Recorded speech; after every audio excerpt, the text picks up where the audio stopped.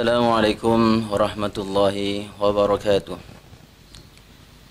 Alhamdulillahirabbil alamin wassalatu wassalamu ala asyrafil anbiya wal mursalin wa ala alihi wa sahbihi ajma'in, amma ba'd. Alhamdulillah, puja dan puji syukur kepada Allah Subhanahu wa taala kita panjatkan selalu, karena hingga pada detik hari ini, yaitu 7 Ramadan yang bertepatan dengan 19 April 2021, kita masih diberikan kesehatan oleh Allah Subhanahu wa taala, kehidupan dan insyaallah umur yang berkah ini, sehingga dengan segala nikmat Allah Subhanahu wa taala berikan ini, kita bisa beribadah kepada Allah Subhanahu wa taala dengan baik. Semoga amal-amal kita semuanya diterima oleh Allah Subhanahu wa taala. Amin ya rabbal alamin.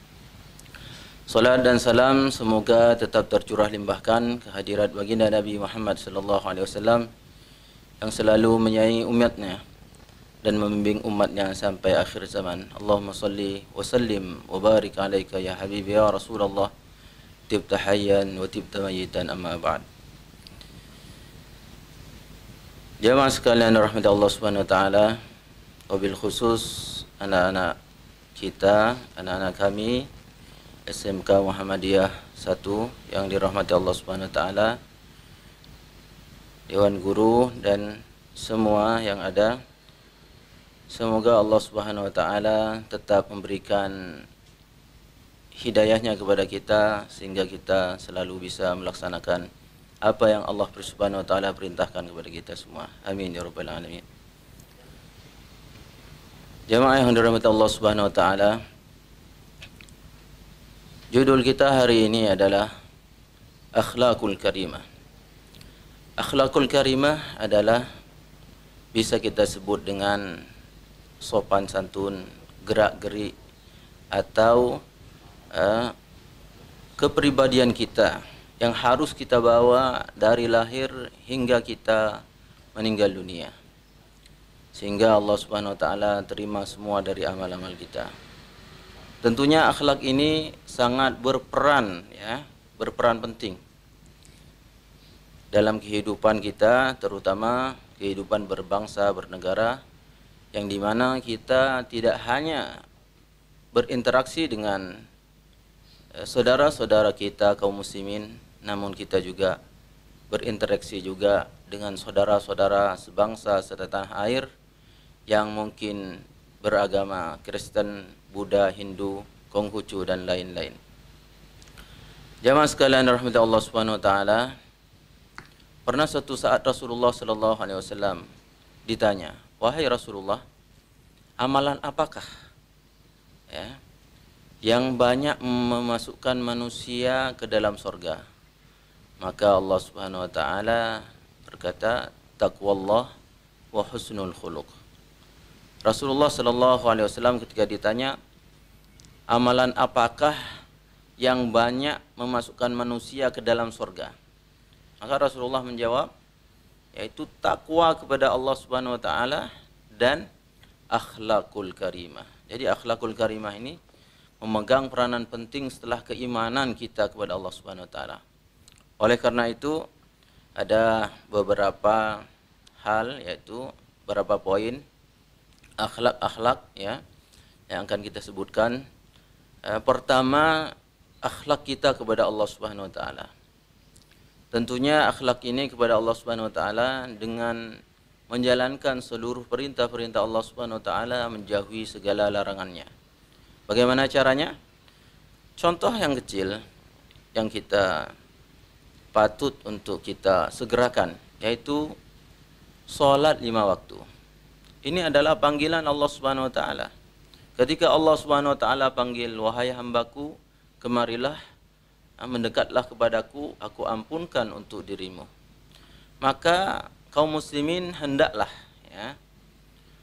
bersegera memenuhi panggilan Allah Subhanahu wa taala.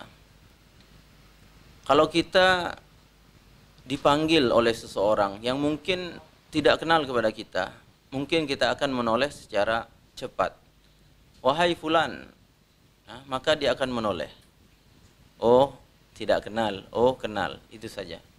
Namun ketika ada sepupu kita mengatakan hai Ahmad, langsung dia menoleh, oh sepupu kita. Kemudian kalau ayah kita mengatakan hai anakku sini, oh bapak, pasti dia akan segera datang kepada bapaknya. Kalau kira-kira kita gubernur yang memanggil kita, hai rakyatku, rakyat Kalimantan Timur, maka perhatiannya pun akan lebih. Oh, Bapak Isra Nur, oh Pak Hadi, wakil wagub, wakil gubernur. Begitulah perumpamaan kita, bagaimana kita selalu memakai akal kita ini juga dan hati nurani kita supaya kita bisa mendekatkan kepada Allah Subhanahu wa taala. Kalau Allah yang panggil dengan laungan azan di masjid, hendaklah kita saut. Bahkan saya sering melihat ya, ada beberapa bapak-bapak dan sebagian ibu-ibu, terutama bapak-bapak ya, 10 menit, 15 menit sebelum azan dilaungkan, maka mereka sudah berada di masjid atau bersegera ke masjid. Dalam hati, ya Allah, berikanlah kekuatan yang sama ya Allah, atau lebih kepada diriku untuk bisa mengikuti bapak ini. Karena belum selesai, belum sampai azan itu dilaungkan, dikumandangkan, dia sudah berdiri di hadapanku, salat tahiyatul masjid, memenuhi panggilanmu. Bagaimana diriku ini? Tolong berikanlah kekuatan iman, kekuatan amal, kekuatan rasa untuk mendekatkan kepada dirimu ya Allah dengan jalan ke masjid ini. Karena bagaimanapun rumah Allah Subhanahu wa taala diperuntukkan kepada hamba-hambanya yang soleh. Dan kita ingat bahwasanya orang yang diberikan perlindungan dan naungan oleh Allah Subhanahu wa taala di hari kiamat, salah satunya di sini adalah orang-orang yang selalu, yaitu hatinya berkaitan dengan masjid, berkaitan dengan rumah Allah Subhanahu wa taala. Baik tempat masjid tempatan kita, baik masjid di kampung kita, baik kita ke Masjidil Haram, Masjid Nabawi dan sebagainya, itu adalah semua rumah-rumah Allah Subhanahu wa taala yang patut kita ramaikan dan kita muliakan dengan berjalan ibadah kita kepada Allah Subhanahu wa taala. Oleh karena itu, akhlak ini adalah harus ditumbuh kembangkan. Ditumbuh kembangkan kepada anak-anak kita. Ayo anak-anak, sudah masjid sudah berbunyi. Ayo kita siap-siap. Ayo kita mandi dulu, ayo kita berwudu, ayo kita pakai pakaian terbaik kita. Sehingga Allah Subhanahu wa taala melihat dengan rahmat, dengan rahmatnya kepada kita, melihat kita dengan rahmatnya, maka kita diampuni oleh Allah Subhanahu wa taala. Terutama di bulan Ramadan ini, inilah yang kita cari, ampunan Allah Subhanahu wa taala. Allahumma innaka afuwun karim, ya Allah sungguhnya Engkau Maha Pengampun ya Allah. Innaka afuwun karim, Maha mulia. Tuhibbul afwa, menyukai ampunan, fa'fu anni, maka ampunilah aku ya Allah. Maka ini adalah salah satu anjuran kita untuk berdoa kepada Allah Subhanahu wa taala, terlebih khusus dalam bulan Ramadan. Jadi akhlak kepada Allah Subhanahu wa taala kita harus tinggi ya. Sebagaimana juga kita kalau ada keperluan mintanya kepada Allah Subhanahu wa taala. Keperluan apa saja? Baik keperluan yang mendesak, keperluan yang remeh, keperluan yang kecil, keperluan yang besar, kalau bisa kita mintanya kepada Allah, silahkan. Ini adalah juga anjuran daripada agama kita, anjuran daripada Nabi Muhammad SAW, anjuran juga dari Allah Subhanahu wa taala. Idza sa'alaka ibadi anni fa inni qarib. Kalau hambaku, ya wahai Muhammad, bertanya tentang aku, maka katakanlah kepada mereka, sungguhnya aku ini adalah dekat.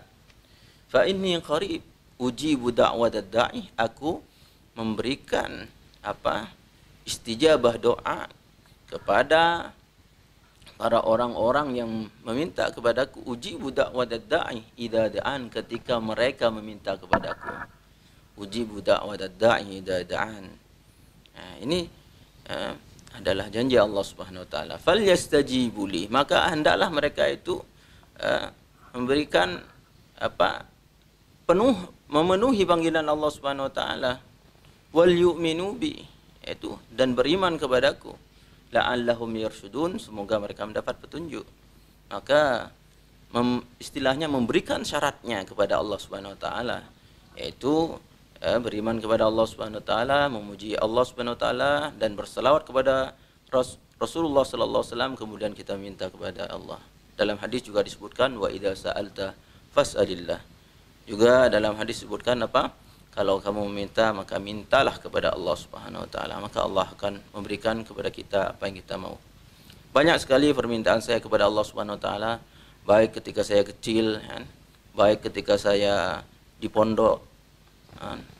Dengan mengatakan bergumam dalam hati, ya Allah, apakah kakak-kakak kelas saya saja yang bisa belajar dan melanjutkan studinya ke Kairo?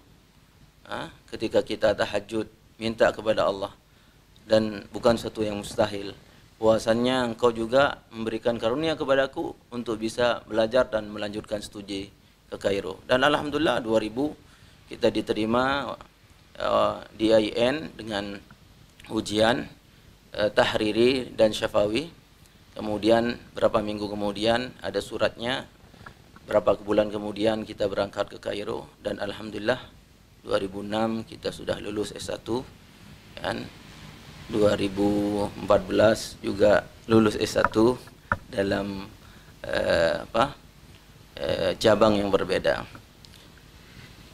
Kemudian kita juga meneruskan S2 di sana, sudah menulis namun tulisannya tidak rampung karena habisnya visa kita, sehingga kita pulang ke Indonesia memberikan kontribusi yang bisa kita sampaikan.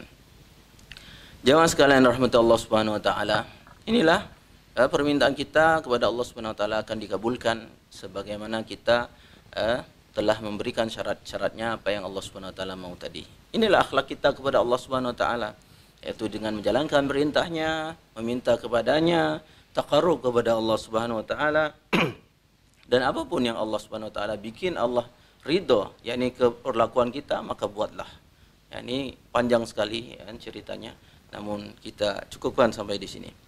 Kemudian akhlak kita kepada Rasulullah sallallahu alaihi wasallam, sahabat, tabi'in dan ulama. Bagaimana akhlak kita kepada Rasulullah sallallahu alaihi wasallam? Kalau kita disebut nama Allah Subhanahu wa taala, maka kita menyebutkan Allah Subhanahu wa taala. Subhanahu subhanah, azza man qail, jalla fil ula, tabaraka ismuh, tabaraka wa ta'ala, azza man qail, azza jaruh, azza junduh, dan yang lainnya.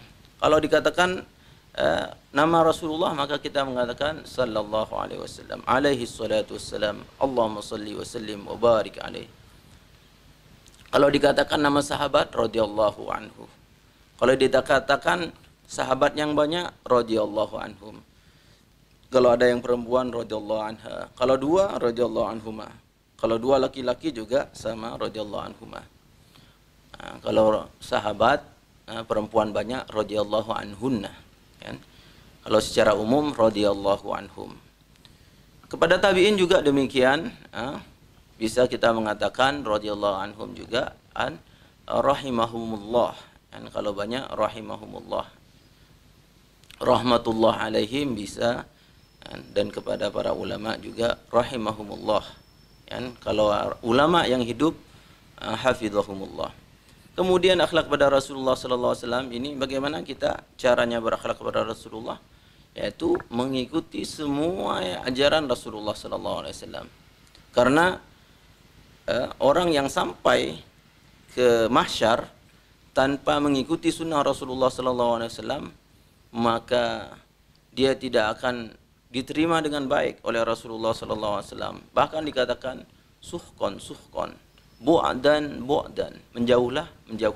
Kenapa? Karena orang yang hidup di zaman Rasulullah sallallahu alaihi wasallam saja ada sebagian mereka yang murtad, yang mati dalam keadaan kafir. Bagaimana orang yang sekarang ini? Tentunya 6 miliar masih dalam keadaan kekafiran. Di zaman Nabi saja ada yang mati kafir, Abu Jahal, Abu Lahab, Umayyah, dan dedengkot-dengkot orang kafir semuanya itu mati dalam keadaan kafir dan melihat Rasulullah sallallahu alaihi wasallam. Namun oleh Allah Subhanahu wa taala belum mereka dikasihkan hidayah dan mati dalam keadaan kafir. Naudzubillah min dzalik. Jadi akhlak yang paling tinggi adalah bagaimana kita mengikuti Rasulullah sallallahu alaihi wasallam secara umum, wabil khusus banyak berselawat kepada Rasulullah sallallahu alaihi wasallam, terutama di zaman corona ini yang masih ada sisa-sisanya. Ada sebagian ahlullah, yang wali Allah Subhanahu wa taala bermimpi Rasulullah sallallahu alaihi wasallam, sungguhnya corona ini Allah Subhanahu wa taala akan angkat dengan banyak berselawat kepadaku, kata Rasulullah sallallahu alaihi wasallam. Maka usahakanlah kita berselawat kepada Rasulullah sallallahu alaihi wasallam semaksimal mungkin, minimal 10 kali dalam sehari. Kalaupun kita sibuk, minimal 10 kali dalam sehari, sehingga kita tidak ketinggalan pahala yang disediakan oleh Allah Subhanahu wa taala kepada kita. Jamaah sekalian dirahmati Allah Subhanahu wa taala, ya.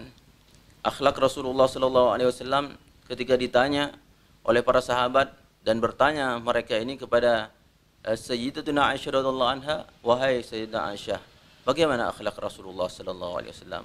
Maka Sayyidatuna Aisyah bertanya kepada mereka, apakah kalian membaca Al-Qur'an?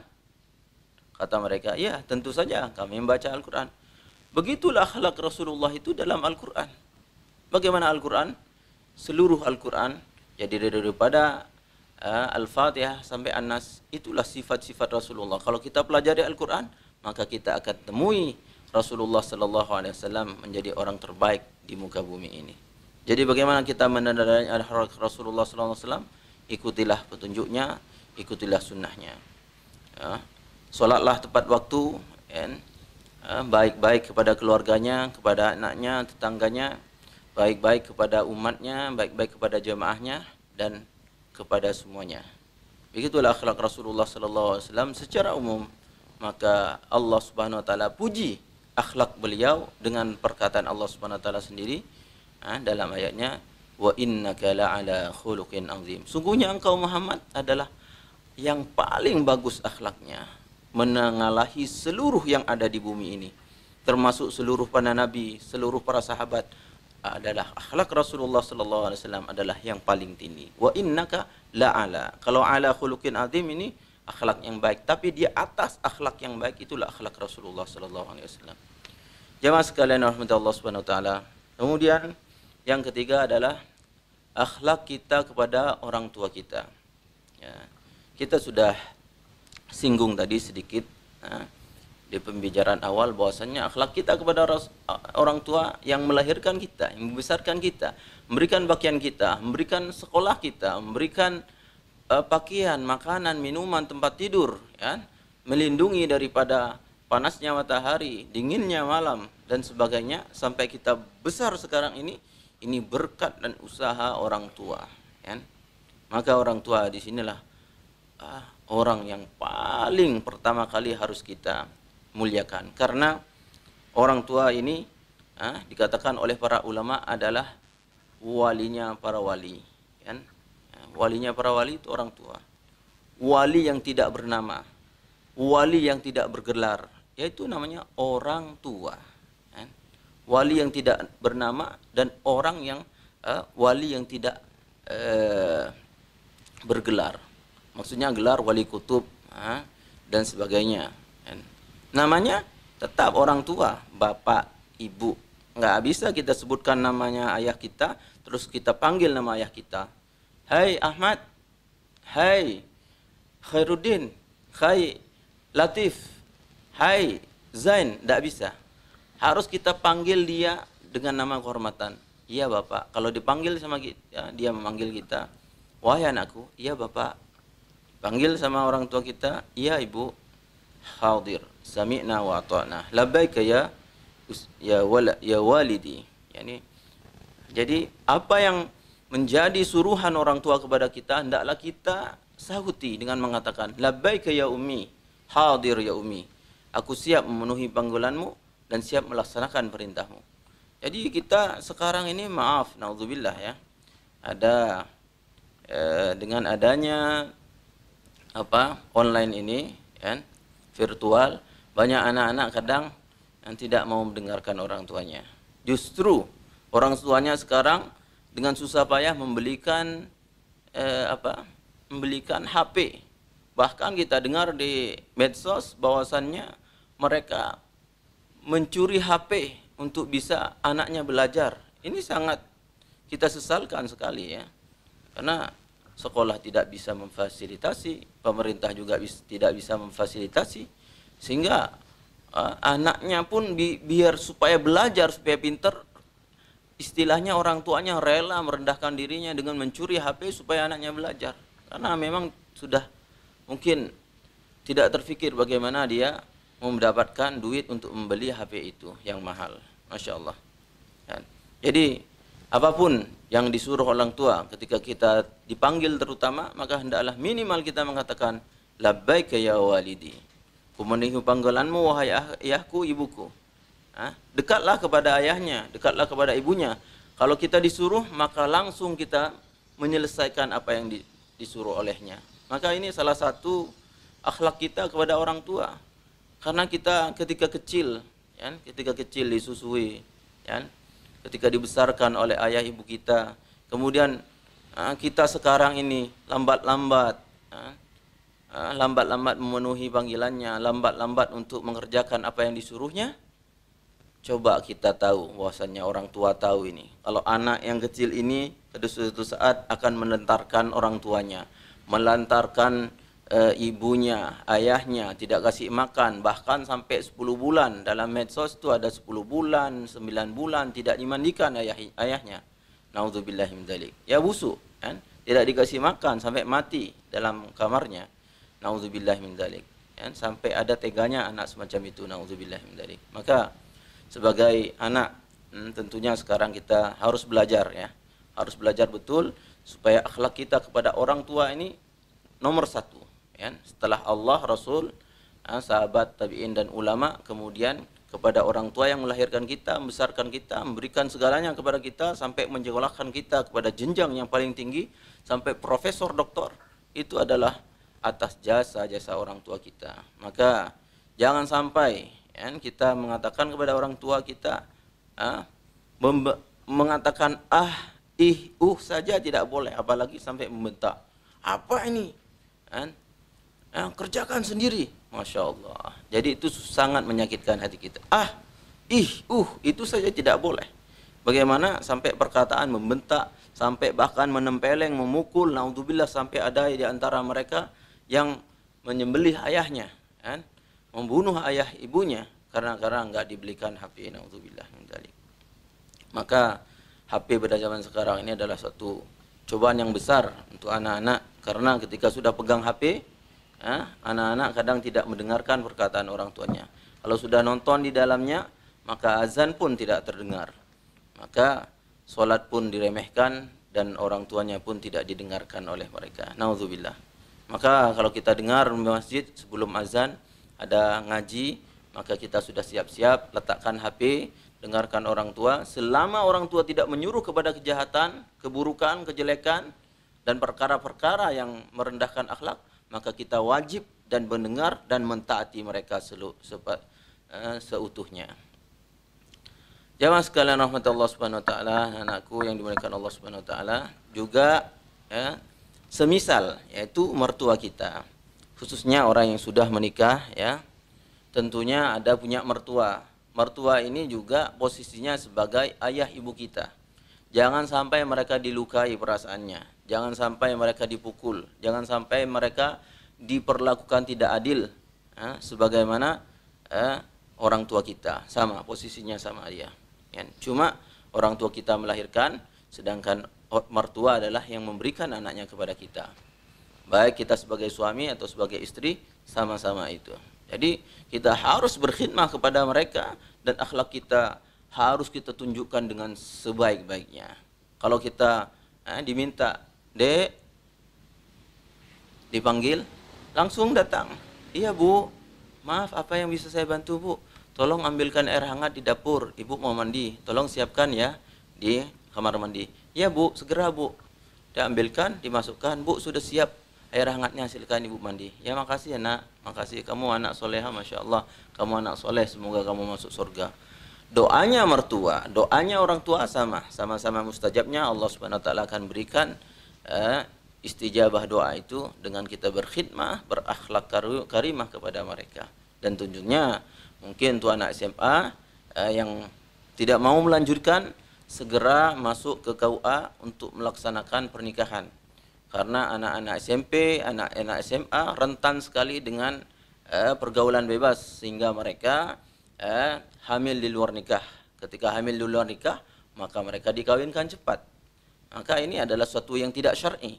Nah, kalau kita mau syar'i, hendaklah kita, karena kita akan dicap sebagai orang jelek ketika sudah menghamili anak orang lain tanpa syariah, tanpa resmi kita di KUA. Nah, hendaknya bagi orang tua mendukung anaknya yang mau menikah langsung setelah lulus SMA, silahkan. Sehingga anak-anak itu tidak jatuh kepada pergaulan bebas. Jemaah sekalian rahmati Allah Subhanahu wa taala. Kemudian yang keempat adalah akhlak kepada diri sendiri. Nah, ini juga penting ya. Karena kenapa? Sebenarnya saya mau letakkan ini di nomor 1.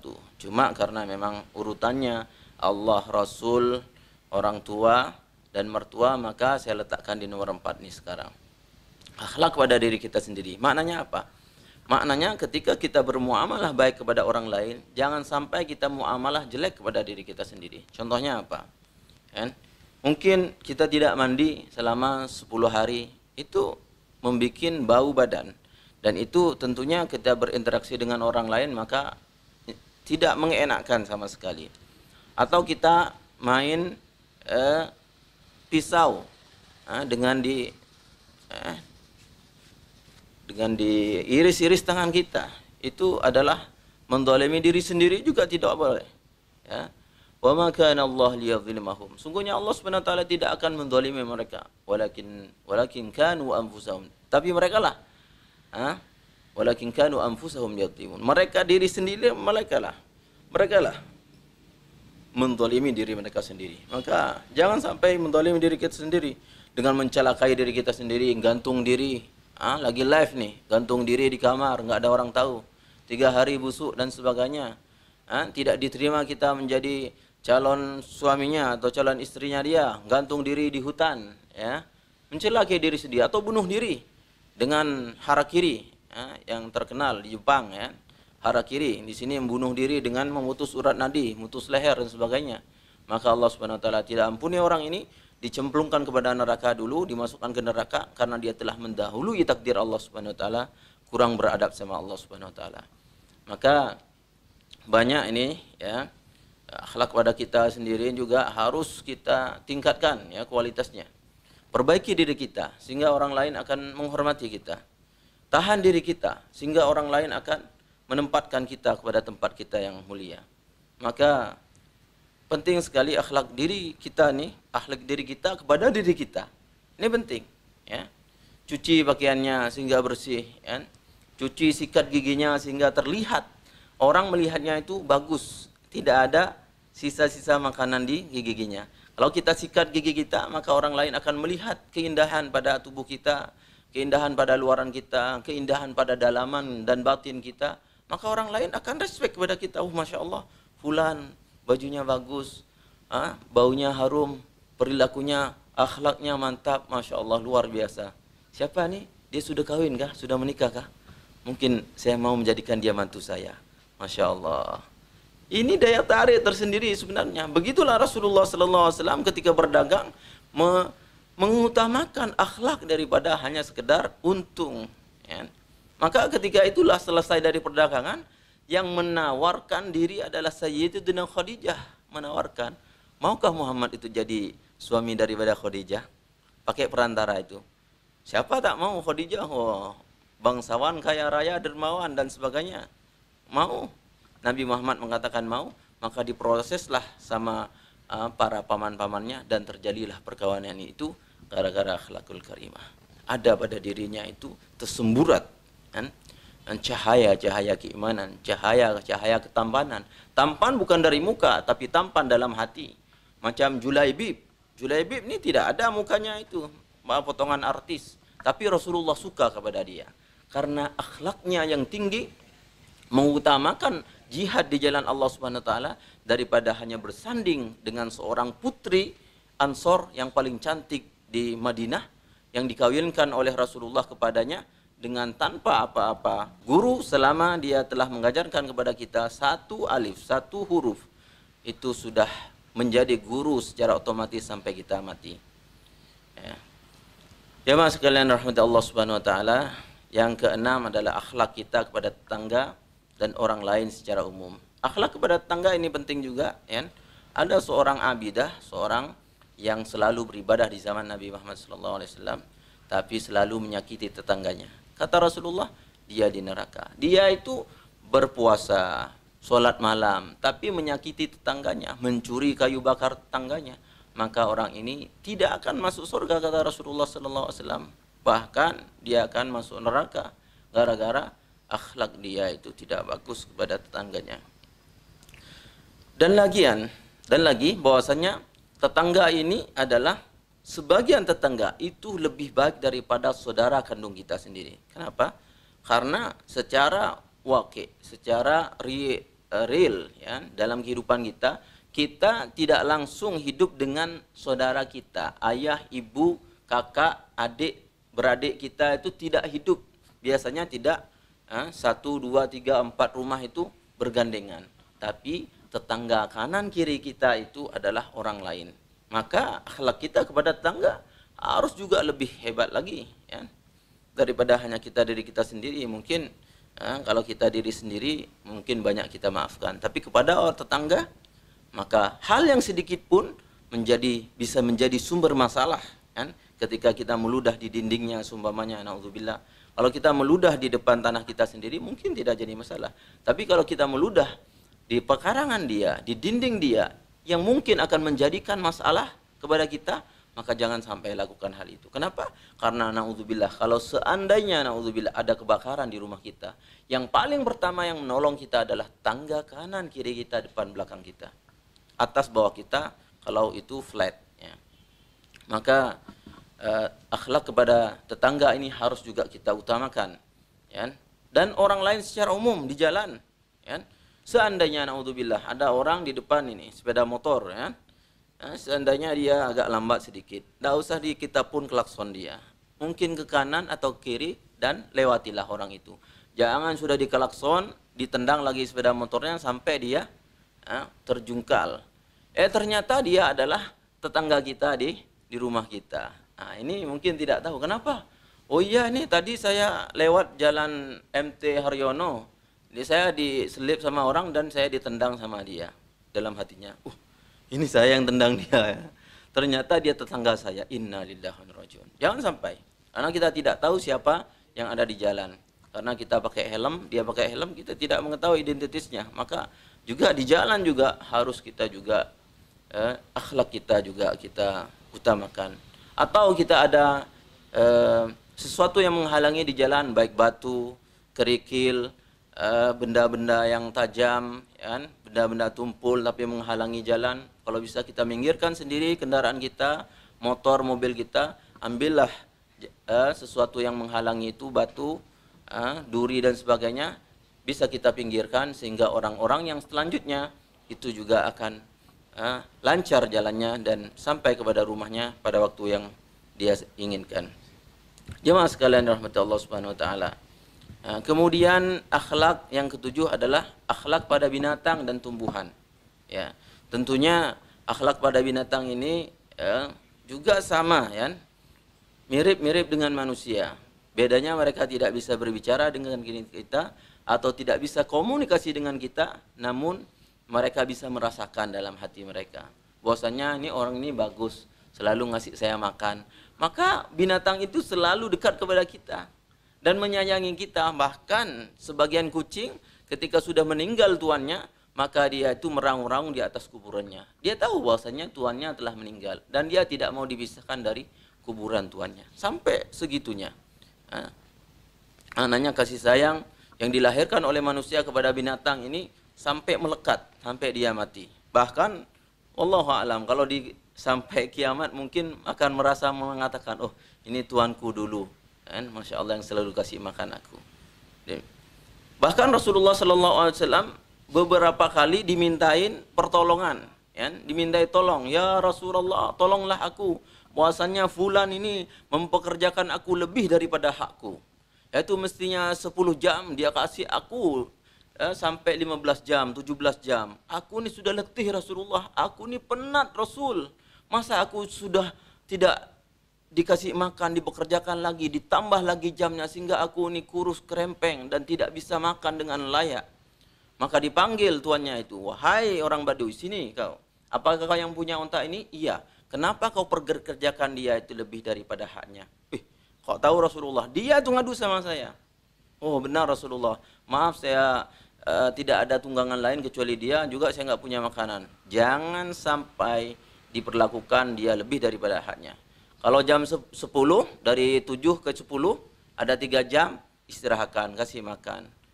Walaupun kau gak punya duit silahkan pinjamkan supaya dia makan dan bisa membantumu. Kemudian pekerjakan lagi setelah 1 jam istirahat atau setengah jam. Kemudian pekerjakan lagi setelah istirahatkan lagi setelah 3 jam berikutnya. Setelah istirahat 1 jam atau setengah jam perlakukan dia juga 3 jam berikutnya sehingga ada kekuatan untuk membantumu. Jangan kau pekerjakan non-stop. Manusia juga kalau dipekerjakan non-stop 24 jam di sekolah, di masjid dan di sebagainya, maka dia tidak akan tahan dan bisa meninggal dunia karena hidrasi. Nauzubillah min dzalik. Maka ada seorang juga yang menahan namanya kucing. Ditaruh dalam kurung, tidak kasih makan, tidak kasih minum, dia tidak dilepaskan, akhirnya meninggal mati. Akhirnya orang yang padahal tuannya itu dia mempunyai ibadah bagus, dia mempunyai puasanya bagus, tapi kata Rasulullah, huwa atau hiya finnar, dia itu di neraka. Kenapa? Li'annaha la tatruk ta'kul khashashal ard. Karena dia tidak membiarkan walaupun dia makan adalah rumput-rumput yang ada di bumi ini. Biarkan dia makan rumput sehingga pun nggak ada makanan pun rumput kucing bisa makan. Tapi kalau kita makan rumput nampaknya agak berat ya. Tapi kucing insya Allah dia gigit rumput itu dan dia makan. Dan untuk mengeluarkan bakteri-bakteri yang ada di dalam tubuhnya. Jemaah sekalian dirahmati Allah Subhanahu wa taala. Kemudian yang terakhir adalah akhlak kita kepada benda mati, ya. Ini juga banyak, ya. Benda mati diantaranya secara kasat mata memang mati, dia tidak bergerak. Semacam besi ini, mikrofon, ini HP, laptop, bangku, ya. Semua yang kita lihat dia tidak bisa berjalan sendiri, tidak berkata-kata, ini adalah benda mati. Tapi kita tidak boleh menyakiti mereka dengan cara diambil, ini dibanting sehingga dia tidak berfungsi. Ini juga dikasih air, ayo minum nak, minum. HP-nya dikasih air, laptopnya dikasih air, minum ya. Ini adalah susu nih, nyaman benar gitu kan. Ini adalah salah satu kezaliman kepada benda-benda mati ini, kan.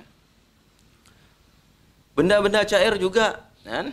Juga kita ketika melihat air terngalir begitu saja, maka kita juga harus matikan. Tidak diperhatikan atau orang tuannya itu lupa, maka kita matikan. Karena benda cair semacam ini kalau terlalu banyak itu akan membawa mudarat. Kalau sedikit manfaat, tapi kalau sudah banyak jadi banjir. Terutama di Samarinda ini. Semoga wali kota kita yang baru ini bisa mengatasi banjir secepatnya dan memperbaiki jalan, memuluskan jalan secepatnya insyaallah. Amin ya rabbal alamin. Kemudian dengan udara kita, ya. Udara kita ini kalau bisa kita menjernihkan udara kita ini bagus, ya.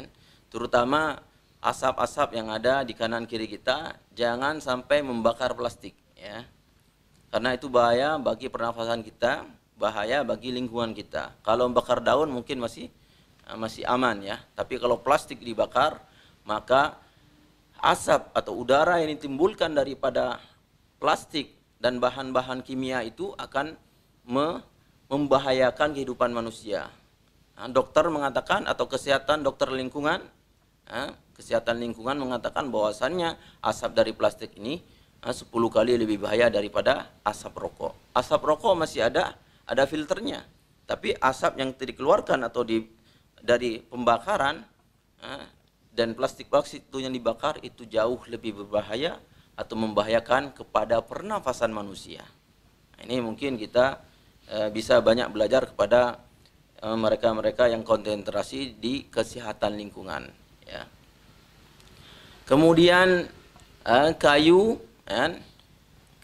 juga kita jangan sampai kalau bisa, ya, kita mengaktifkan kayu yang kita tebang ini. kalau kita menjadikan cadangan, kan? Kayu yang kita tebang ini bisa kita jadikan cadangan, ya. Sekarang kita beli gas, gasnya habis, duitnya juga nggak ada. Apa yang terjadi? Jadi kita kayu. Jangan kayu yang ada itu terus dibakar saja tanpa ada manfaat. Kalau bisa kita beli tungku api itu, kompor daripada tanah liat, bisa kita masukkan kayu bakar itu menjadikan amunisi kita untuk masak. Dan saya alhamdulillah di rumah itu ada kayu bakar dan tungku api, sehingga kalau gasnya habis emergensi berlaku. Kemudian batu, ya, batu juga tersepak-sepak mungkin di luar di jalanan, kita rapikan, ya. Bisa menjadi beton, bisa menjadi pondasi, bisa menjadi untuk jalan, untuk kita memperbaiki, ya. Bagaimana kita akhlak kepada benda-benda mati ini, jangan sampai disia-siakan, ya. Kenapa? Kalau kita menyia-nyiakan, ini adalah semuanya dari Allah Subhanahu wa taala. Kalau kita menyia-nyiakan, maka kita tidak akan mendapatkan atau bahan yang kita perlukan untuk kehidupan kita. Sangat membantu, kan? Batu bisa banyak gunanya, kan? Bisa menjadi marmer, bisa menjadi batu bata, dan bisa menjadi koral dan sebagainya, bisa menjadi jalan sehingga jalan ini mulus. Di Samarinda ini masih Masya Allah, ya. Saya ketika melihat banyak jalan-jalan yang berlobang, saya dalam hati kepengen memajakin juga rakyat Indonesia ini. Jadi satu orang itu 10.000, kan? 10.000 aja nggak sebanyak-banyak, 5.000 saya pajakin setiap orang.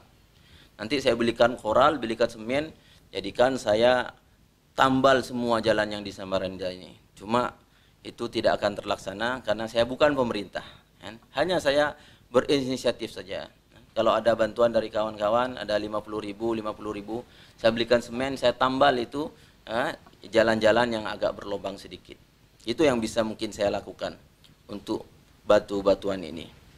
Kemudian dengan besi juga, kan? Jangan sampai kita, ada besi nganggur nih, tidak dipakai, buang. Sama juga manfaatnya. Bahan bakunya ini dari Allah Subhanahu wa taala. Bisa menjadi gedung semacam ini karena di dalam tiang ini ada besi di dalamnya. Bahkan ada membeli besi tua. Itu orang-orang Madura biasanya kerjanya itu menjual dan membeli besi-besi tua, ya. Dan bangunan-bangunan yang di sini itu kalau lama-lama itu dipugar, besinya itu diambil, ditimbang lagi, dan itu bisa dicairkan dan dibentuk menjadi besi lagi. Jadi besi yang baru. Dan itu adalah salah satu kerjanya orang-orang yang pemulung, ya. Dikumpulkan, ya, yang berupa seng, besi dan sebagainya, dicairkan menjadikan besi lagi dan sebagainya. Itu adalah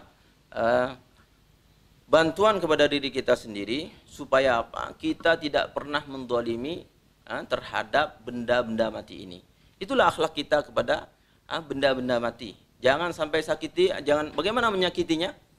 Yaitu dengan tidak mempergunakan benda mati itu terhadap porsi yang sudah dibuat oleh Allah Subhanahu wa taala. Contoh, ya, pernah juga menyakiti buku. Buku dengan cara dilipat, terutama Al-Quran. Dalam bulan puasa, karena nggak ada pembatas, langsung dilipat. Ini juga salah satu menyakiti buku atau kertas. Kertas itu bukan untuk disakiti atau untuk dilipat. Maukah kita dilipat? 2-3 lipatan? Tentu kita tidak mau. Terutama Al-Quran, kalau kita sudah selesai pembatasnya, ada kasih strip berwarna itu, sehingga menandakan di sini adalah tempat terakhir saya membaca Al-Quran. Nah, inilah jamaah sekalian rahmati Allah Subhanahu wa taala. Hal itu saya diberitahukan oleh guru saya ketika ada di Mesir, la tu'dzil kitab. Seolah-olah ini berbicara, kitab ini. Maka kata saya, thayyib ya Ustaz, jazakallahu khair. Maka saya taruhkan benda, yaitu pembatas, yaitu kertas di sini dan kertas di sini, sehingga yang difotokopi dari sini ke sini. Itu sampai sekarang terngiang-ngiang. Bahwasanya akhlak kita kepada benda mati, termasuk buku pun sudah diajarkan oleh para ulama, oleh para guru-guru kepada kita, sehingga kita ini tidak pernah menzalimi apapun. kan? Baik tidak menzalimi kepada Allah, Rasulullah, sahabat, tabi'in, ulama, pada orang tua, mertua, pada diri sendiri, kepada semua guru-guru kita dari kecil sampai dewasa sampai sekarang ini juga tidak pernah menyakiti tetangga, orang lain secara umum di jalan, di gang-gang dan sebagainya. Juga kita tidak pernah menyakiti binatang dan tumbuhan, ya, tumbuhan-tumbuhan yang halus, kecil, yang besar juga semuanya harus kita rawat. Kalau kita perlu tebang, tebanglah. Kalau kita perlu kayu bakarnya, buatlah kayu bakar dan sebagainya, sehingga semua yang ada kita lihat di depan mata kita ini akan memberikan kontribusi kepada kita, dan kita memberikan kontribusi terhadap orang lain ini dengan secara penuh. Jemaah sekalian rahmati Allah Subhanahu wa taala, demikianlah kajian kita tentang akhlakul karimah ini, ya. Karena bagaimanapun, ya, kita selama hidup di sini, di dunia khususnya, harus kita perhatian kepada diri kita sendiri. Bagaimana masa depan kita, bukan 10, 20, 30, 40 tahun ke depan dalam kehidupan dunia ini. Namun kehidupan kita yang sekarang ini menentukan arah kita kemana, surgakah atau nerakakah dengan akhlak itu. Sebagaimana yang disinggung pertama dalam hadis yang disampaikan oleh Rasulullah SAW, yang ditanyakan oleh para sahabat, ya Rasulullah, ma aktsur ma yudkhilun nas al-jannah. Apa amalan ya Rasulullah yang bikin banyak manusia ini, membikin manusia banyak masuk surga? Kata Allah, kata Rasulullah, taqwallah wa husnul khuluq. Kemudian ditanya juga, apa yang membikin banyak manusia masuk neraka ya Allah? Apa dia bilang?